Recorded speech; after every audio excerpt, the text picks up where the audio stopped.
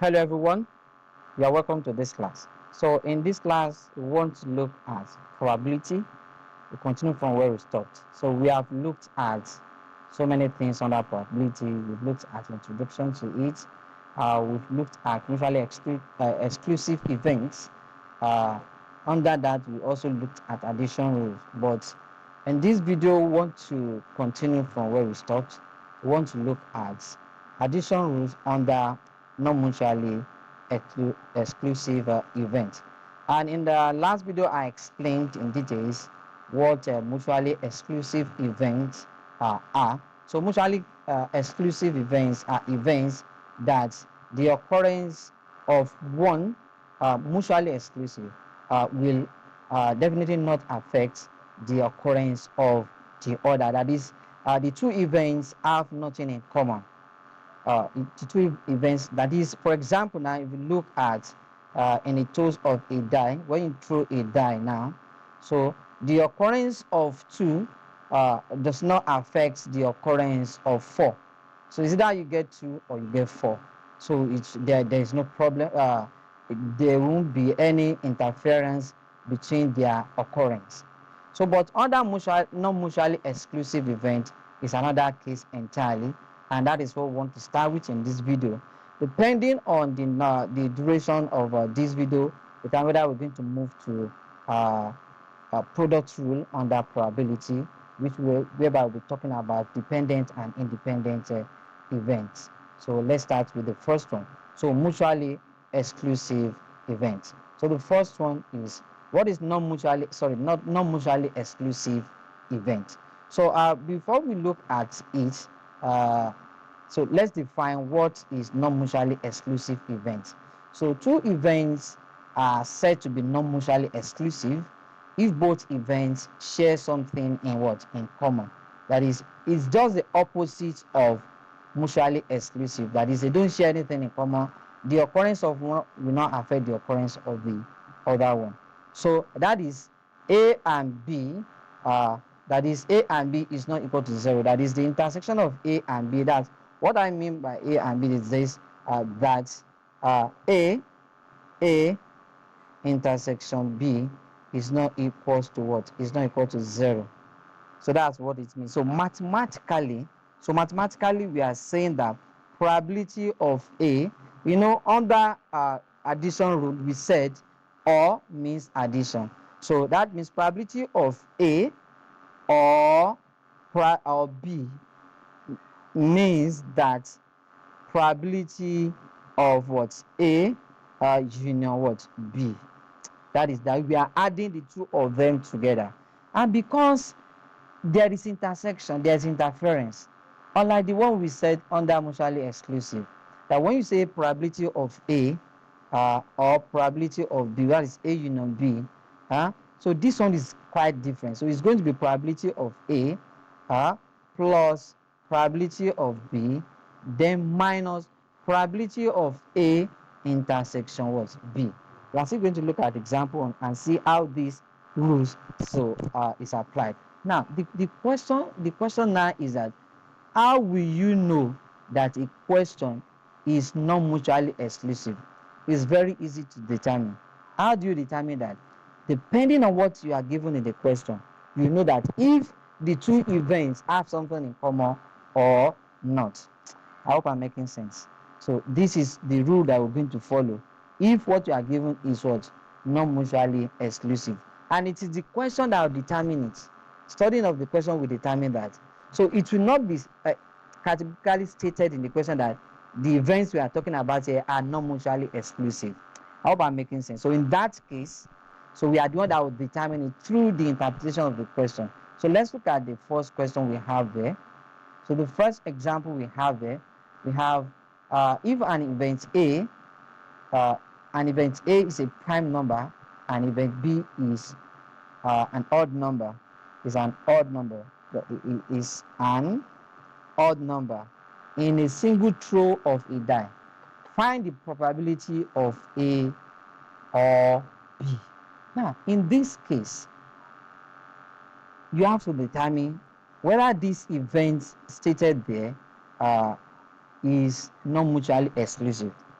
So in a throw of die, the sample space we have in a throw of dice are 1. That is, a die is number from 1 to 6. 1, 3, 4, 5, 6. That is how many? What is number? The number is what? Is 6. We have 6 outcomes there. Total possible outcome is 6. Now, the next one is the event A is a prime number from these throws. So that means A. So what are the prime numbers we have there? So this is where another problem will come. So what is a prime number? So you need to know that all those things that you've learned in primary school, in the elementary school, you have to bring them in. So a prime number is a number that can only be divisible by 1 and what itself. Are you with me? So a prime number is a number that can only be divisible by what? By 1 and itself. So in this case, so can we say that, so let's now bring out the prime numbers that we have here. So that means prime number has just 2 factors, itself and a 1. So 1 is not a prime number because 1 has just 1 factor, which is just 1. But in the case of this one, the first number that is prime number here is 2. 3 is also a prime number because it has 1 as its factors and 3 as itself. So then the next one is what? Is 5. I hope this is very clear. So that means that the total outcome of event A is what? Is 3. Why that of B? B says B is an odd number from this. So the odd numbers is very clear. That one, we don't have problem with that. So the odd numbers here are 1, 3, 5. This is also what? Also what? 3. Now, but if you look at event A and B, you now need, this is where the concept of non-mutually exclusive will come in. You need to check. You need to go through it again if they have something in common or not. So one thing you're going to notice here is that events A and B have something in common. That is, what is common to A and B? That is, A, there is A intersection B. A intersection B is now an empty set. So 3 is common to A and B, and 5 is common to A and B. Therefore, we have 2 items there. So in that case, that means the two events A and B are mutually exclusive. That is when we need to apply this or the concept we have here. That means probability of A or B, which is probability of A union B, we then what? Probability of A plus probability of B minus probability of A intersection B. I hope that is clear. So that means we're going to have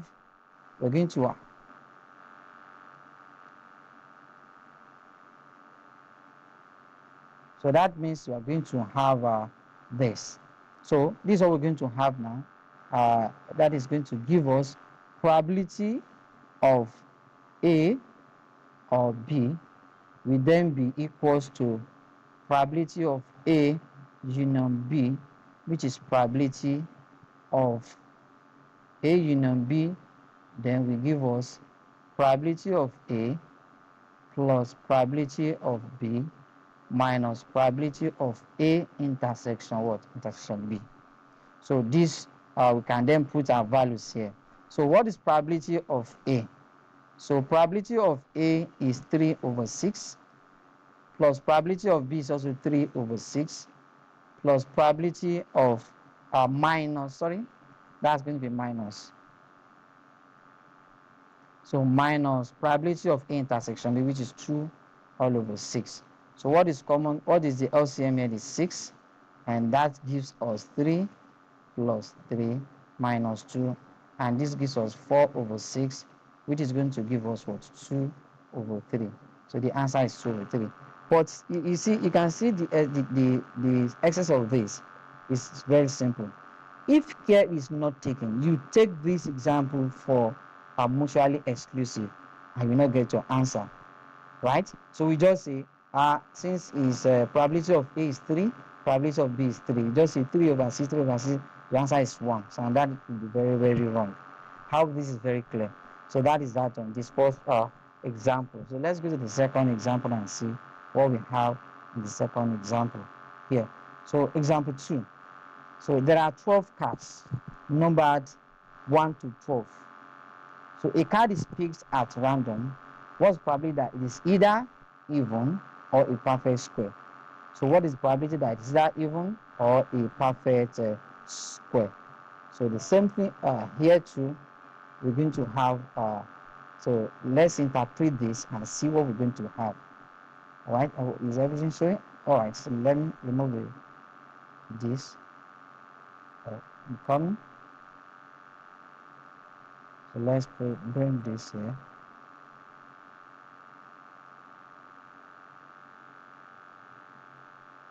So let's bring this here. All right. So that we can see clearly. Now, so what we have here. So let's interpret this. There are 12 cars. 12 cars. So that means the sample space here, the sample space, that is solution now. Let's divide it into 2. Solution. So sample space is from 1, 2, 3 to 12, right? Okay, good. Then a card is picked at random. So let's say what is probability that it is either even. So let's say even E. So probability of even E. So this is going to be the total sample number of sample space is 12, right? So probability of even. So how many even number do we have here? Is we have 2, we have 4, 6, 8, 10, and 12. Right. How many are they? 1, 2, 3, 4, 5, 6. That is 6. Then probability of perfect square. So perfect square. So the perfect square we have there, 1 is a perfect square. So perfect square, that's another concept.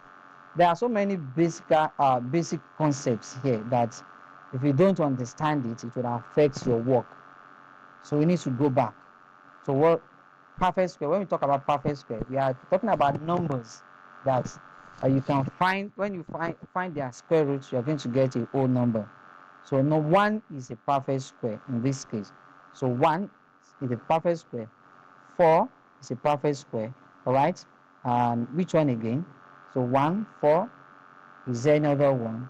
So we have 1, 2, 3, 4. Then 9 is also a perfect square. So there's no other one there.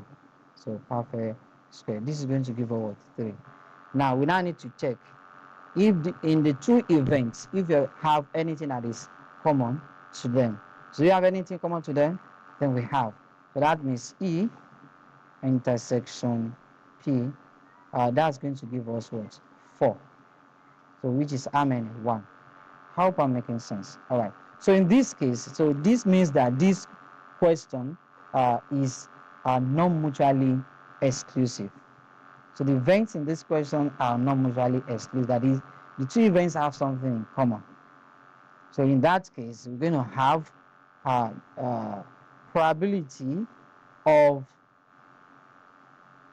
even or perfect squared will then be probability of even union perfect square. So which means it's going to give us probability of even plus probability of what? Perfect square minus probability of even intersection perfect square. So what is probability of even here? So that is 6 over 12. Probability of perfect will be 3 over 12 minus probability of event E intersection P is going to be what? 1 over what? 12. So we'll find the LCM. So the LCM here is 12, all right? And that will be 6 plus 3 minus 1.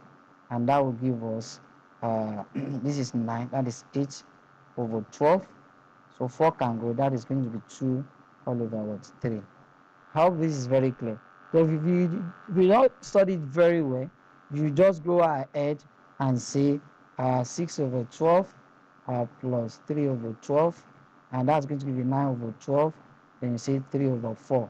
And the funniest thing is that you're still going to see this answer in the option if it is objective. So, and this is where JAMB comes in. They will set questions like this, and you don't take your time to study it very well, you will be saying that, this question is tough, or I got it right. But at the end of the day, you just you missed it. So I hope you find this very interesting. So I think because of I don't want us to just put everything together. So in the next video, we're going to look at multiplication rule, and that is we're looking at independent events and dependent events. That's another concept on its own, which we are going to look at in details in our next video. So if you are new to this channel, don't forget to subscribe and make sure you turn on notification bell. So anytime I release video like this, you'll be able to have access to and benefit from this. And don't forget to just give us a big like and comment. Put what you have benefited in the video, put it in the comment section. Recommend whatever you want us to do in the video. So for those that are still in a challenge, math challenge class, so this is another one for you. So we'll be expecting your question or your quiz under this. And it's not going to be straightforward, as I explained. So you have to take your time to look at it very well within the shortest time. So that means you have to go through the videos very well. So we're going to meet in our next video. Bye for now. Thank you very much.